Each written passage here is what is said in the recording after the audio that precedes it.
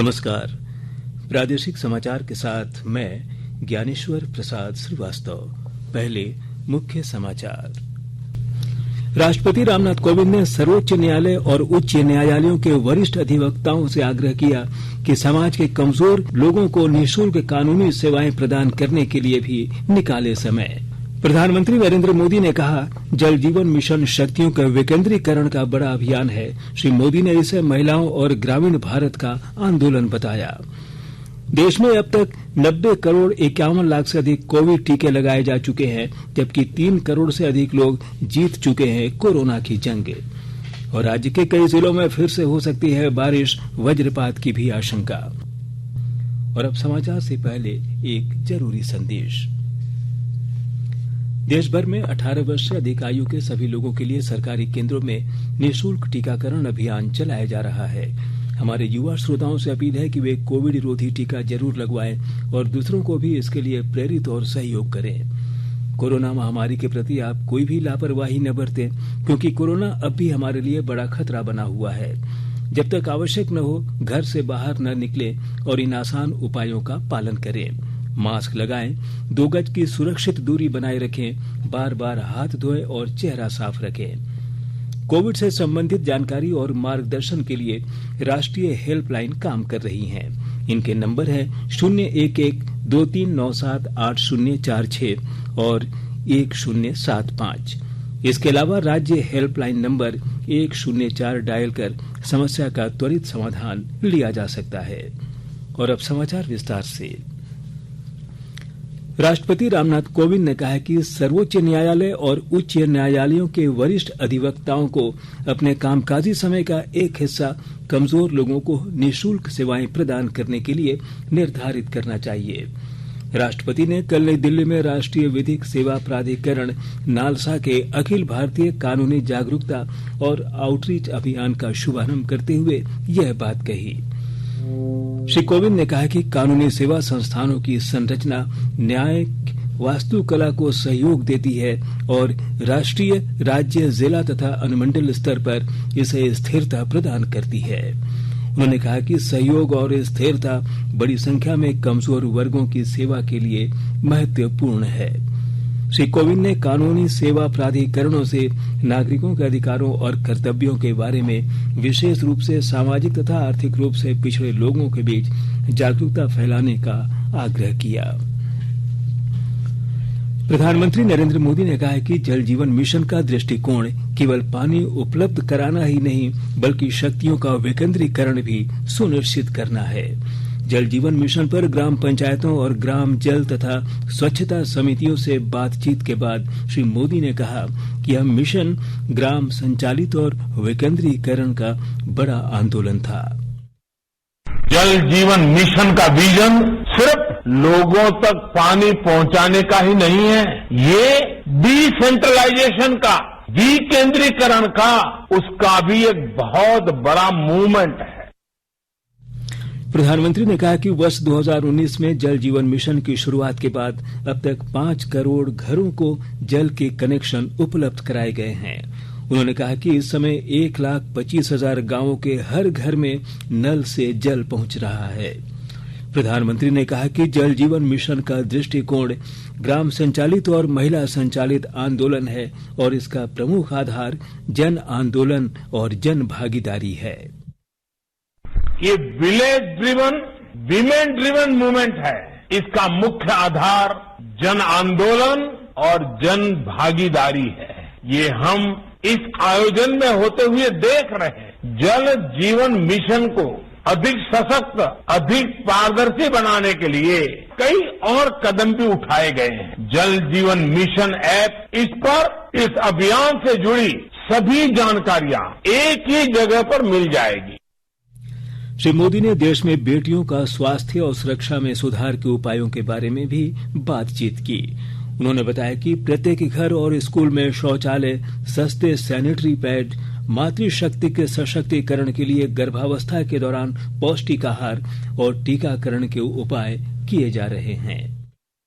जल जीवन मिशन के तहत बन रही पानी समितियों में 50% सदस्य अनिवार्य रूप से महिलाएं ही होती हैं। ये देश की उपलब्धि है कि इतने कम समय में करीब 3.5 लाख गांवों में पानी समितियां बन चुकी। अभी कुछ देर पहले हमने जल जीवन संवाद के दौरान भी देखा है कि इन पानी समितियों में गांव की महिलाएं कितनी कुशलता से काम कर रही हैं। मुझे खुशी है कि गांव की महिलाओं को अपने गांव के पानी की जांच के लिए विशेष तौर पर ट्रेनिंग भी दी जा रही है। गांव की महिलाओं का सशक्तिकरण हमारी सरकार की सर्वोच्च प्राथमिकताओं में से एक है। बीते वर्षों में बेटियों के स्वास्थ्य और सुरक्षा पर विशेष ध्यान दिया गया है। घर और स्कूल में टॉयलेट, सस्ते सैनिटरी पैड से लेकर गर्भावस्था के दौरान पोषण के लिए हजारों रुपयों की मदद और टीकाकरण अभियान से मातृशक्ति और मजबूत हुई है। प्रधानमंत्री ने नए डिजाइन के जल जीवन मिशन मोबाइल ऐप का भी शुभारंभ किया। इस ऐप के माध्यम से कोई भी व्यक्ति ग्रामीण इलाकों में नल से जल के अभियान में सहयोग के लिए धन दे सकता है। उपराष्ट्रपति एम वेंकैया नायडू ने केंद्र और राज्यों से स्वास्थ्य क्षेत्र में मिलकर काम करने का आह्वान किया है। उन्होंने शहरी और ग्रामीण क्षेत्रों में स्वास्थ्य से जुड़े बुनियादी ढांचे में विसंगति को दूर करने का भी आह्वान किया है। एक वीडियो संदेश में उपराष्ट्रपति ने कहा कि स्वास्थ्य के प्रति समग्र दृष्टिकोण स्वस्थ भारत का उद्देश्य है और इससे संपन्न भारत की अवधारणा पूरी होगी। सरकार की आयुष्मान भारत योजना की प्रशंसा करते हुए श्री नायडू ने कहा कि इससे करोड़ों गरीब परिवारों को स्वास्थ्य बीमा का लाभ मिल रहा है। 10 अक्टूबर को अंतर्राष्ट्रीय मानसिक स्वास्थ्य दिवस है। इस अवसर पर स्वास्थ्य विभाग की ओर से 4 अक्टूबर से 10 अक्टूबर तक मानसिक स्वास्थ्य सप्ताह का आयोजन किया गया है। इसके अंतर्गत कल रांची के कांके स्थित केंद्रीय मनोचिकित्सा संस्थान CIP, रिनपास और राष्ट्रीय स्वास्थ्य मिशन झारखंड NHM द्वारा तनाव प्रबंधन पर सेमिनार आयोजित किया गया है। आकाशवाणी के ताजातरीन समाचारों के लिए आप हमारी वेबसाइट newsonair.com पर लॉग ऑन कर सकते हैं। ताजा समाचार Twitter handle @AIR news alerts और Facebook page all India radio news पर भी उपलब्ध है। आप प्रादेशिक समाचार एकांश को ट्विटर हैंडल @AIR न्यूज _ और फेसबुक, इंस्टाग्राम पेज तथा YouTube channel AIR news Ranchi पर भी हमारे बुलेटिन सुन सकते हैं। प्रादेशिक समाचार आप आकाशवाणी रांची से सुन रहे हैं और अब पेश है कोरोना से बचाव के कुछ संदेश।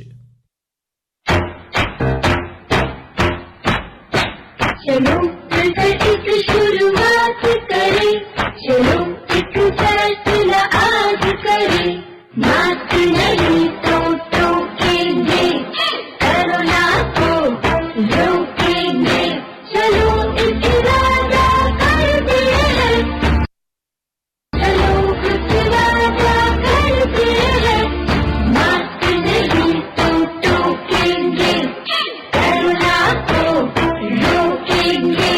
भारत सरकार द्वारा जनहित में जारी। कोविड-19 से बचाव और सुरक्षित रहने के 3 उपाय। मास्क लगाएं, 2 गज दूरी है जरूरी, सुरक्षित दूरी रखें, हाथ और मुंह साफ रखें। प्रादेशिक समाचार में आपका फिर से स्वागत है।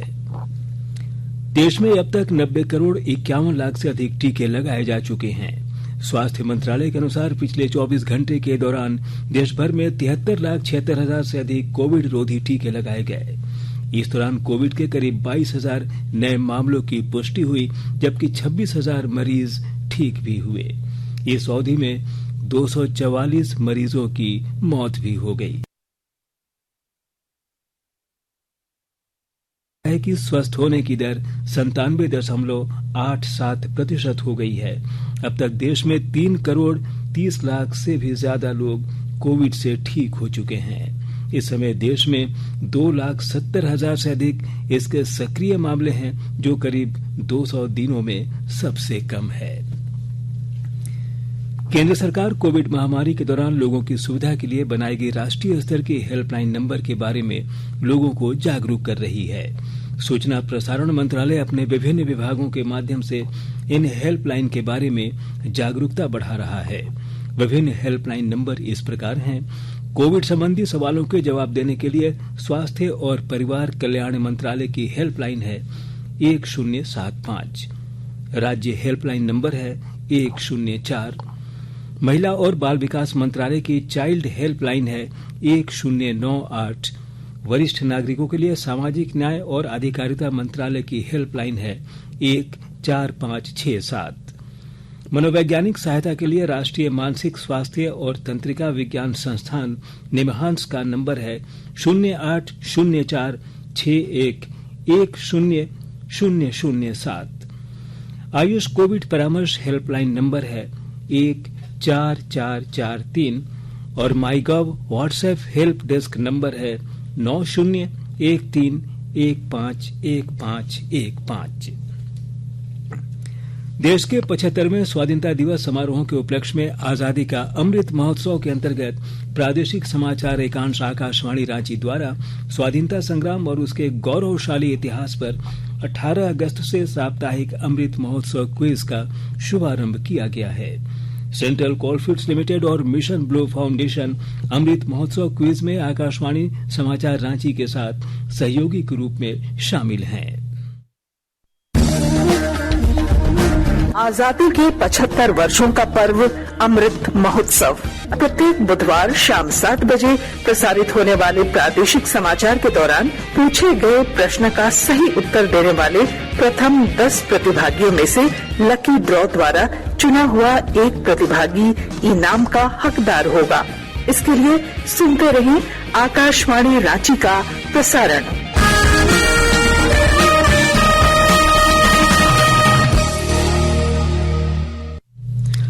कोडरमा जिले में पर्यटन क्षेत्र को बढ़ावा देने के लिए कई कार्य किए जाएंगे। इसके तहत वर्तमान में 1 करोड़ रुपए खर्च किए जाएंगे और ब्यौरे के साथ हमारे कोडरमा संवाददाता। कोडरमा जिले में पर्यटन की असीम संभावनाओं को देखते हुए इस दिशा में सकारात्मक प्रयास शुरू हो गए हैं। इसे साकार करने के लिए फिलहाल उपलब्ध फंड के अनुसार 1 करोड़ रुपए पर्यटन स्थलों में सुविधा बहाल करने पर खर्च किया जाएगा।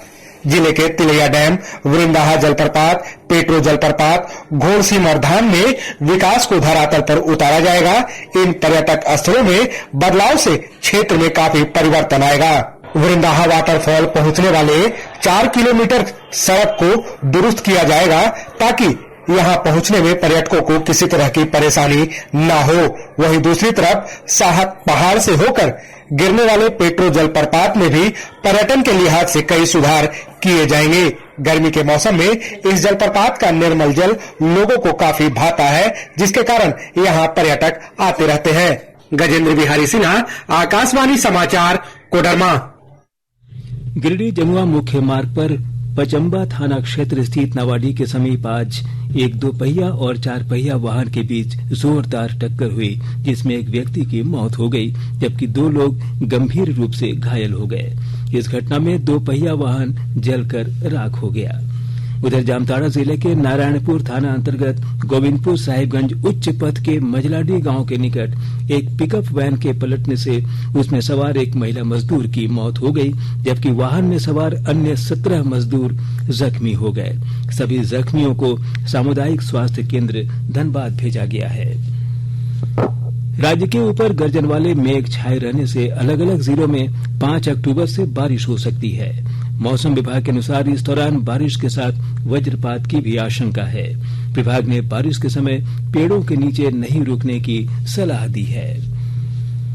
लोहरदगा सदर अस्पताल में इमरजेंसी केयर की ओर से आज रक्तदान शिविर का आयोजन किया गया।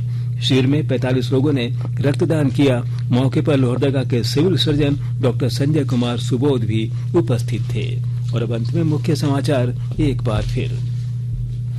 राष्ट्रपति रामनाथ कोविंद ने सर्वोच्च न्यायालय और उच्च न्यायालयों के वरिष्ठ अधिवक्ताओं से आग्रह किया कि समाज के कमजोर लोगों को निःशुल्क कानूनी सेवाएं प्रदान करने के लिए भी निकाले समय।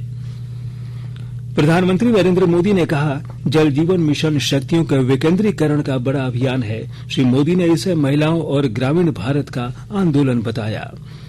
देश में अब तक 90 करोड़ 51 लाख से अधिक कोविड टीके लगाए जा चुके हैं, जबकि 3 करोड़ से अधिक लोग जीत चुके हैं कोरोना की जंग। और राज्य के कई जिलों में फिर से हो सकती है बारिश, वज्रपात की भी आशंका। इसके साथ ही आकाशवाणी रांची से प्रादेशिक समाचार का ये बुलेटिन समाप्त हुआ। नमस्कार। घर में रहिए, सुरक्षित रहिए और सुनते रहिए आकाशवाणी।